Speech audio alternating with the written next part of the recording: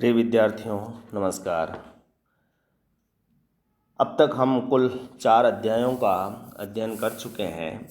आज हम नवीन कालांश और नवीन पाठ्य सामग्री के साथ आपके सामने हैं। आज हम पढ़ने जा रहे हैं पद्माकर को। रीतिकाल के एक प्रसिद्ध कवि हैं जो रीतिकाल के उत्तरार्ध में जन्मे थे। इनकी जो कविताएं हैं रीतिकालीन सारे गुणों के साथ तो है ही, लेकिन जो इन्होंने गंगा का स्तवन किया है, भक्ति भाव के जो पद हैं वो भी बड़े मनोहारी हैं। आपके यहाँ पर कुछ ऐसे पद हैं, जैसे पहला पद आपको गंगा की महिमा को प्रकट करने वाला पद्माकर ने गाया है। मैं आज उसी से शुरुआत कर रहा हूँ। पद्माकर की कई रचनाएं आपने पहले भी ध्यान में हैं और आपको सारी चीज़ें बता चुके हैं कि जो उनके मौलिक ग्रंथ कुल रूप से 7 मिलते हैं, जिसमें हिम्मत बहादुर, विरुदावली जो प्रबंध काव्य है, पद्माभरण, जगत विनोद, प्रबोध पचासा, गंगा लहरी, प्रताप सिंह विरुदावली, आलिजा प्रकाश, ये सारी इनकी हैं। जो रीतिकाल का यदि महत्व की दृष्टि से हम देखें उनके कवित्व को, तो उनकी जो कविता में श्रृंगार भी मिलेगा और भक्ति भी मिलेगी। और राज प्रशस्ति जो इनका खास तौर से राजाओं के पास रहे हैं, दरबारी कवि होते ही थे रीतिकाल में, तो इनमें भी ये भी हैं। तो इनके 3 प्रिय विषय रहे हैं। भाषा इनकी आपको ब्रज मिलेगी, कहीं कहीं आपको बुंदेलखंडी शब्द भी मिल जाएंगे, क्योंकि ये बांदा के रहने वाले थे, तो वहाँ पर आंचलिक शब्दावली का भी मिलेगा। लेकिन जो कविता की दृष्टि से शास्त्रीय तत्व होने चाहिए, ध्वन्यात्मक सौंदर्य होना चाहिए, और आलंकारिकता, बिंबमयता, सरसता, भावानुकूलता, ये सभी चीज़ें इसमें मिलेगी। माधुरी गुण के साथ पंक्तियां हैं। और पहली पंक्ति आपको जो मैं पढ़ाने जा रहा हूँ, पहला छंद, वो गंगा लहरी से है, और उसमें गंगा की पवित्रता क्या है, उसकी धार्मिक महत्ता क्या है, उसको ये प्रकट कर रहे हैं। कवि कहते हैं कि विधि के कमंडल की सिद्धि है प्रसिद्ध यही, हरिपद पंकज प्रताप की लहर है। कहे पद्माकर गिर शिष्य मंडल की माल तत्काल अघहर है।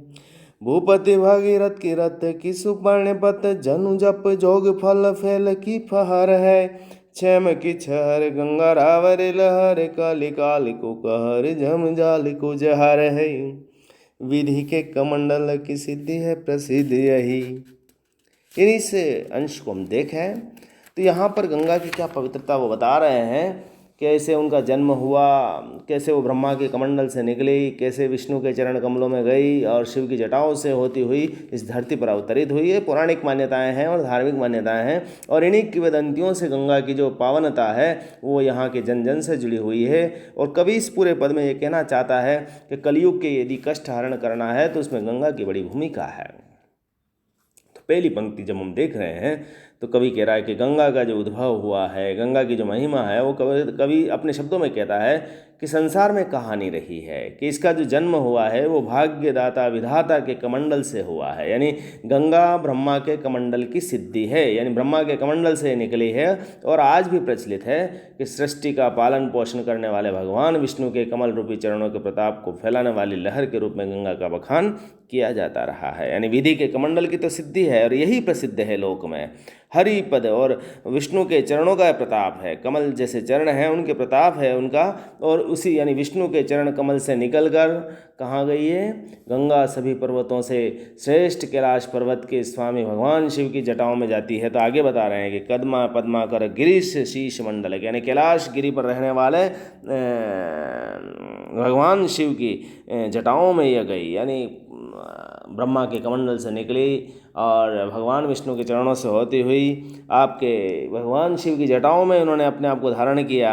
और मंडल की माल तत्काल हर है, और समस्त पापों को ये नाश करने वाली ये गंगा उनके माला बन गई, यानी शीश मंडल बन गई, जो सांसारिक कष्ट और पापों का हरण करने वाली है। तो आप इस कहानी को समझिए। प्राचीन काल में जब धरती पर बहुत पापाचार हो गया, एक राजा हुए, धर्मपालक थे, प्रजापालक थे, नाम उनका है भागीरथ, और वो देवलोक गए और उन्होंने साधना की, और उसके बाद धरती पर अपने जो परिजनों का उद्धार करने के लिए उन्होंने प्रार्थना की कि गंगा यदि धरती पर आए तो मेरे पूर्वजों का उद्धार हो जाएगा। इस दृष्टि से भगवान खुश हुए और वो आगे आए, तो उस वेग को कैसे लिया जाए, तो भगवान शिव ने कैलाश पर्वत पर अपने जटाओं में उसे धारण किया और फिर वह गंगा उत्तराखंड से लेकर के बंगाल की खाड़ी तक ये फैलती गई और धरती का उद्धार करते गए कि भूपति भगीरथ के रथ की सुपर्णी, यानी कुल मिलाकर के इसको लाने का श्रेय यदि दिया जाता है तो राजा भगीरथ को दिया जाता है, जिनका यह सुपर्ण पथ है। जनु जप जोग फल फैल की लहर, जैसे चांदनी अपनी यश कीर्ति फैलाती है, इस तरह से यह संसार में पूरी धरती पर अपनी यश कीर्ति फैला रही है। क्षेम की छहर गंगा रावरी लहर, ये सभी को कुशलता प्रदान करने वाली है और सबको मुक्ति देने वाली है। ये शिव की जटाओं से निकलकर जो जगत में फैली है, ये पापाचारी कलयुग के कहर, अत्याचार, न्याय और यम जाल को भी काटने वाली है। कलिकाल को कहर जमजाल को जहर है, यानी यम के जाल को काट देती है। यानी कुल मिलाकर के यहाँ पर यह अर्थ प्रकट होता है कि पापों का नाश करने की दृष्टि से गंगा की अपनी महत्ता है, उसकी महानता है। यह यम का जो जाल है उसके लिए जहर के समान है। यानी यदि जीव भटक जाए संसार में और अपना उद्धार करना चाहे तो गंगा का आश्रय ले सकता है। इस पूरे पद को आपने देखा तो इसमें क्या निकलता है कि गंगा से संबंधित जो भी लोकोक्तियाँ हैं, किंवदंतियाँ हैं, लोक कथाएँ हैं, वो यहाँ पर प्रकट हो रही। जैसे गंगा विधि के कमंडल की सिद्धि है, हरि पद पंकज प्रताप की लहर है, गिरीश शीश मंडल की माल है, भागीरथ के रथ की सुपर्ण, यानी कई अंतर कथाएँ इसमें आती है। बाकी इस पद में गंगा की पवित्रता, महिमा का शुद्ध भक्तिभाव से वर्णन है। भक्ति रस यहाँ दिख रहा है। मनहरण कवित छंद में है तो छंद बड़ा मनोहारी हो गया है और भाषा तो आप जानते ही हैं। अगला जो पद है वो यहाँ पर गंगा के किनारे जो रास मंडल है उसकी छटा का वर्णन कर रहा है।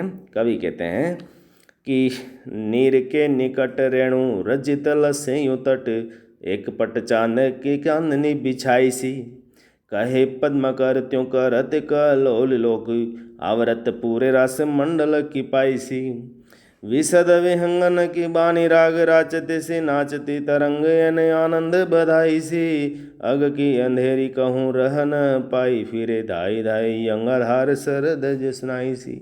गंगा के किनारे बिछी हुई जो रेत की चादर है और उसमें रास मंडल रचा जा रहा है और चांदनी की जो पवित्रता है उसका समावेश करते हुए जन मन में हर्षोल्लास को आधार बताते हुए कवि कहते हैं कि गंगा नदी के किनारे पर लहरों द्वारा किनारे पर धकेली गई रेत रूपी रस्सीदार गूंथी वेणी ऐसे शोभायमान हो रही है कि जैसे मानो चांदी की एक पट चादर चांदनी के समान नदी के किनारे पर बिछा दी गई हो। नीर के निकट, गंगा के नीर के निकट रेणु रज्जित, यानी